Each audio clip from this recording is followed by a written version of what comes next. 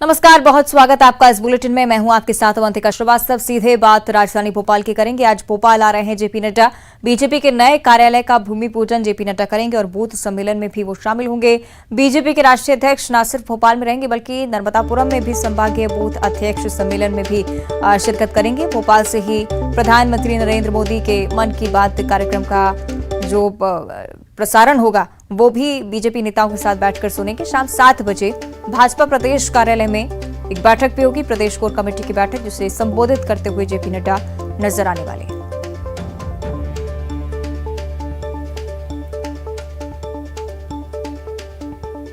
तो आपको बता दें कि एक बड़ा दिन मध्य प्रदेश बीजेपी के लिए भी, क्योंकि बीजेपी के राष्ट्रीय अध्यक्ष जेपी नड्डा आज भोपाल पहुंच रहे हैं। सिलसिलेवार कार्यक्रम आपको ग्राफिक्स के जरिए हम दिखा रहे हैं। सुबह 10 बजे का समय है जब जेपी नड्डा भोपाल पहुंचेंगे। उससे पहले जो तमाम तैयारियां की गई हैं उसकी भी तस्वीरें न्यूज 18 आप तक लगातार पहुंचा रहा था।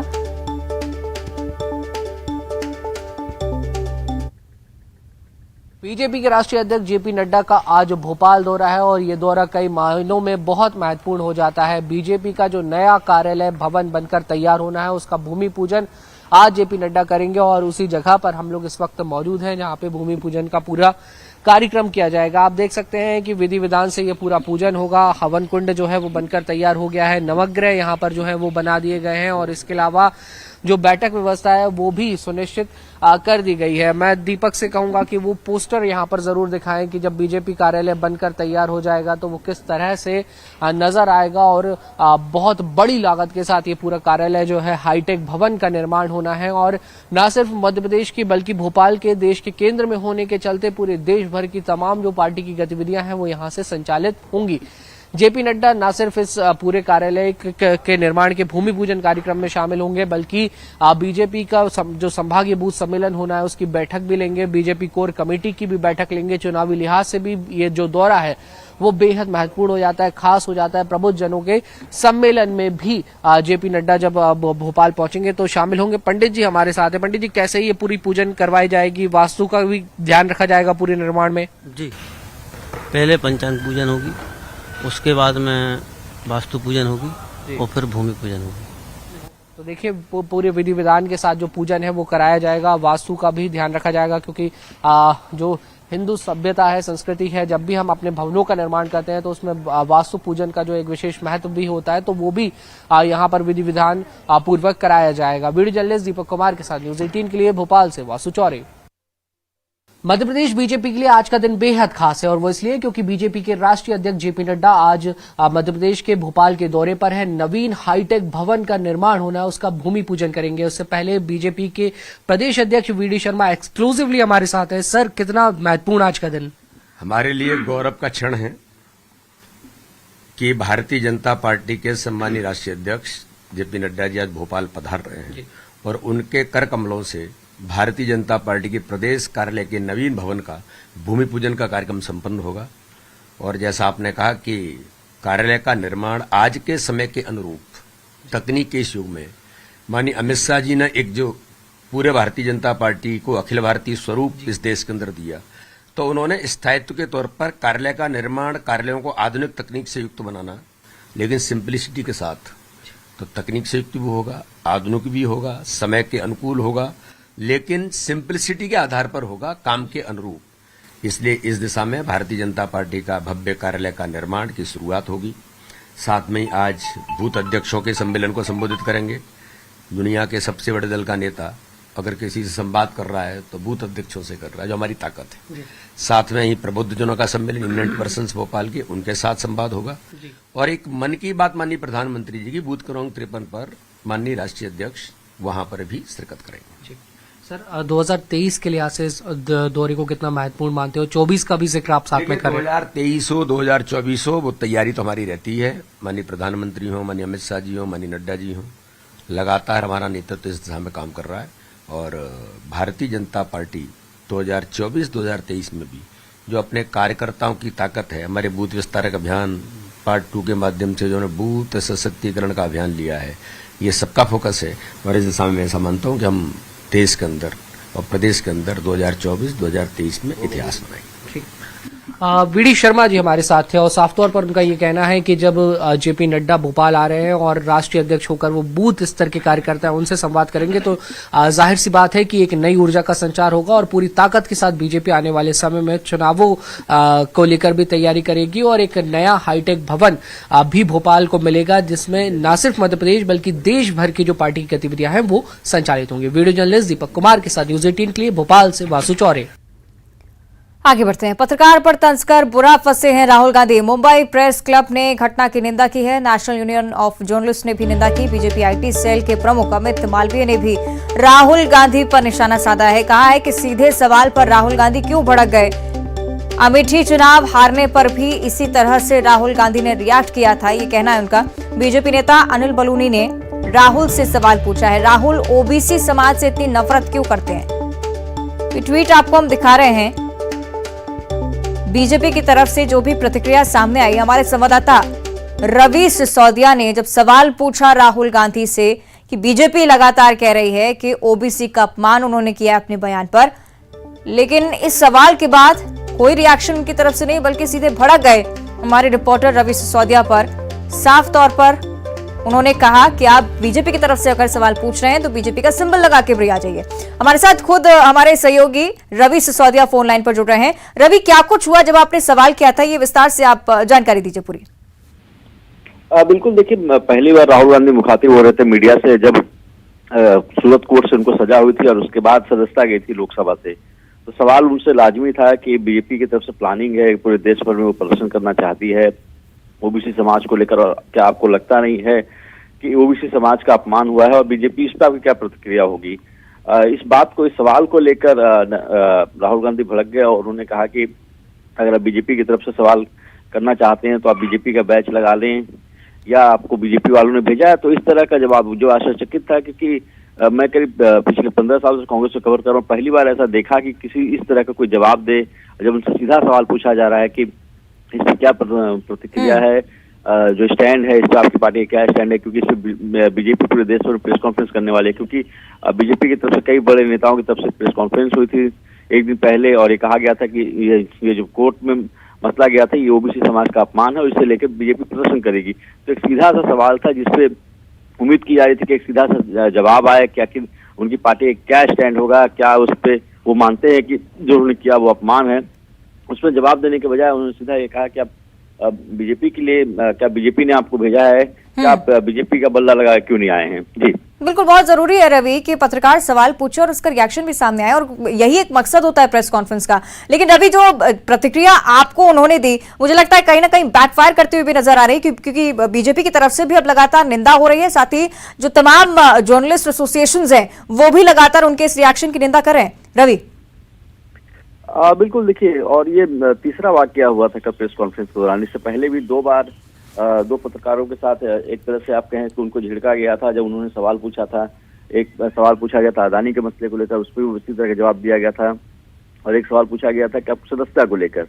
तो जो सवाल देने की बजाय आप सीधा पत्रकारों पे आरोप लगाएं, सीधा आक्षेप लगाएं, ये प्रतिक्रिया थी। क्योंकि सीधा सवाल था, क्योंकि कल दो मुख्यमंत्री भी मौजूद थे, दोनों ओबीसी समाज से आते हैं, दोनों उनके साथ बैठे हुए थे। तो ऐसी उम्मीद की जा रही थी कि शायद वो प्रतिक्रिया दें, वो बताएं कि नहीं स्टैंड क्या है उनकी पार्टी है। क्योंकि आप स्टैंड देने के बजाय हर चीजों को घुमा फिरा के पेश कर रहे थे और सीधा ये कहा जा रहा था कि बीजेपी के एजेंट हैं, बीजेपी ने आपको भेजा है।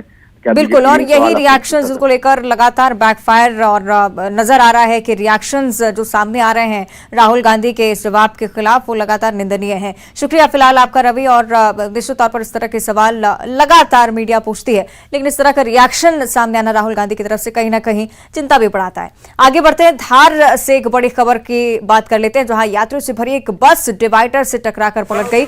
इंदौर अहमदाबाद 4 लेन के बेवटा गांव के पास ये दुर्घटना हुई, जिसमें 10 लोग घायल हो गए हैं।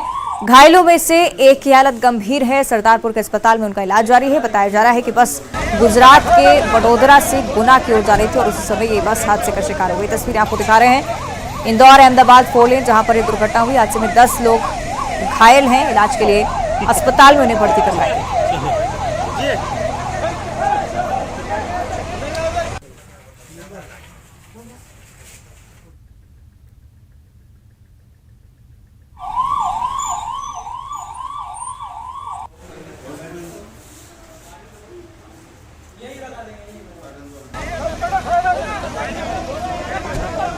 तो हादसे के वक्त किस तरह की अफरा तफरी मौके पर बनी, पुलिस के भी तमाम जवान यहाँ पर मौजूद थे जो कि लगातार सुरक्षा और बचाव कार्य में जुटे हुए थे। तस्वीरें आपको दिखा रहे हैं इंदौर अहमदाबाद 4 लेन, जहां पर ये बस दुर्घटना का शिकार हुई। गुना की ओर ये बस जा रही थी, गुजरात के वडोदरा से इसका सफर शुरू हुआ था, लेकिन इस दौरान हादसे का शिकार हुई। 10 लोग घायल हुए हैं, फौरन उन्हें अस्पताल में इलाज के लिए भर्ती करवाया गया।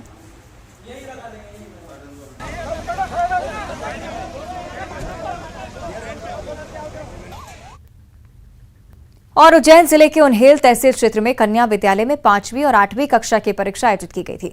परीक्षा के पहले दिन स्कूल में भारी अव्यवस्थाएं देखने को मिली, जहां छात्र स्कूल परिसर के कॉरिडोर, स्टाफ रूम और बाहर मैदान में बैठकर परीक्षा देते हुए नजर आ रहे थे।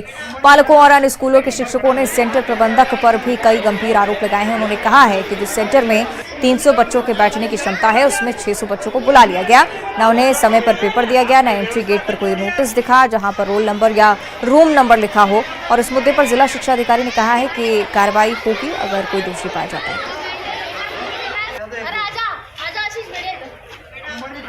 8वीं कक्षा में मेरी बालिका है कशिश महाभाट, और वो उनको वहाँ से 5 लोग से करीबन 10-15 लड़की आई है साथ में, उनको पेपर ही नहीं मिल पा रहे और ना व्यवस्था उनकी रोल नंबर कोई भी नहीं मिल रहा। बरामदा बाहर खुली जगह में बैठ के पेपर दिलवा रहे हैं, और ये पेपर कैसे दे पाएंगे यहाँ पे? अव्यवस्थाएं नहीं है। सेंटर जो निर्धारित किया गया है, बोर्ड का सेंटर जिन विद्यालयों को बनाया जाता है, हमने उन्हीं विद्यालयों को निर्देशित, शासन के निर्देश थे, क्योंकि उसमें सारी व्यवस्थाएं रहती हैं, चाहे वो शौचालय हो, चाहे वो बैठक व्यवस्था हो, और वही कैपेसिटी देना निर्धारित था, तो वही कैपेसिटी हमने प्रदान की। हो सकता है केंद्राध्यक्ष महोदय द्वारा कल थोड़ा सा व्यवस्थित तरीके से उसको नहीं लिया गया, वो जमा नहीं पाए उतना अच्छा। हमने पूर्व में हमारे उच्च अधिकारी को अवगत करवा दिया था कि यहाँ 16 स्कूल का सेंटर बनाया हुआ है और बच्चे और यहाँ बैठने की व्यवस्था कम है, इस कारण हम यहाँ इतने बच्चों को सम्मिलित नहीं कर पाएंगे। क्या ये हमने व्यवस्था के रूप में ऊपर सूचना कर दी। इधर उमरिया जिले के नौरोजाबाद में झाड़ फूक के नाम पर 50 लाख रुपए की ठगी का मामला सामने आया है। वार्ड नंबर 11 में रहने वाले तिवारी परिवार ने भूत प्रेत का झाड़ फूक करवाने के चक्कर में 50 लाख रुपए लुटा दिए। जब ठगी का एहसास हुआ तब पुलिस के चक्कर काट रहे हैं। शिव मोहन तिवारी की बहू पर भूत प्रेत का साया होने का हवाला देकर पड़ोसियों ने तांत्रिकों को बुलाया था, जिसके बाद तंत्र मंत्र के नाम पर तांत्रिकों ने परिवार से धीरे धीरे 50 लाख रुपए ठग लिए। ठगी का एहसास होने पर उन्होंने थाने में गुहार लगाई, जहां उनकी फरियाद नहीं सुनी गई, जिसके बाद तिवारी परिवार ने एसपी से मदद की गुहार लगाई है। एसपी ने मामले की जांच कर कार्रवाई की बात कही।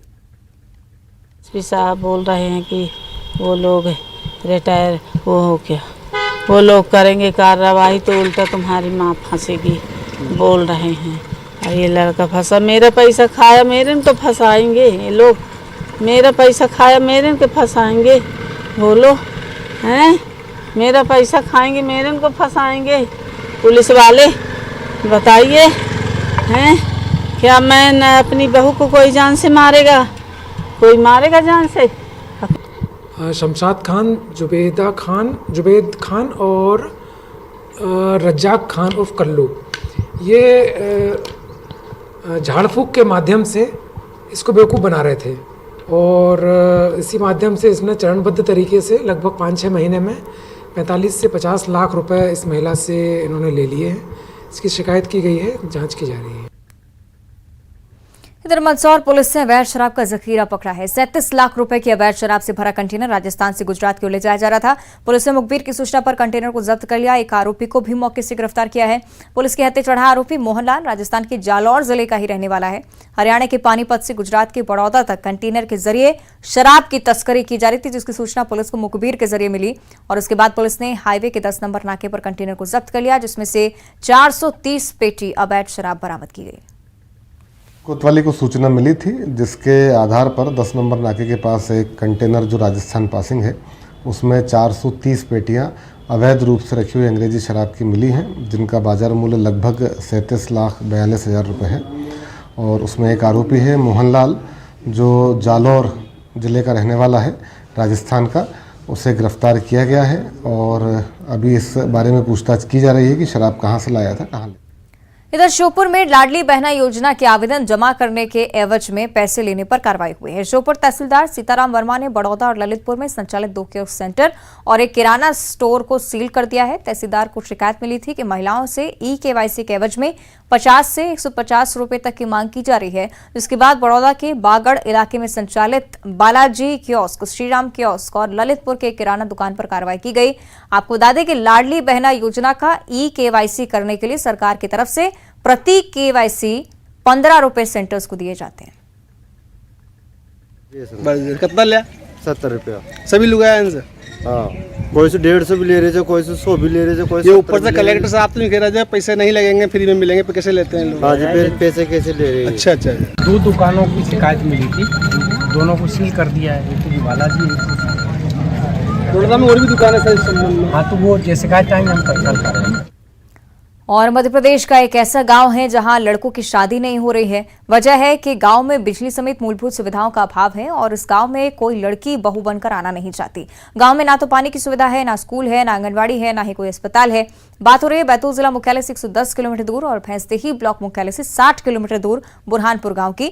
महाराष्ट्र सीमा पर बसे इस गांव में आजादी के बाद से लोग बिजली कनेक्शन के इंतजार में हैं। जरूरी बुनियादी सुविधाएं नहीं होने से अच्छे परिवार के लोग यहां अपनी बेटियों की शादी नहीं करना चाहते हैं। स्कूल नहीं होने से परिजनों को अपने बच्चों के भविष्य की भी चिंता सताती है। इधर रायपुर से एक और बड़ी जानकारी, गोधन न्याय योजना को एक और राष्ट्रीय पुरस्कार मिला है। नई दिल्ली में CSI का ई-गवर्नेंस अवार्ड दिया गया है। मुख्यमंत्री भूपेश बघेल ने इसके लिए बधाई और शुभकामनाएं दी हैं। गोधन योजना का राज्य और प्रोजेक्ट कैटेगरी में चयन हुआ है। और बुलेटिन में इतना ही। देखते रहिए।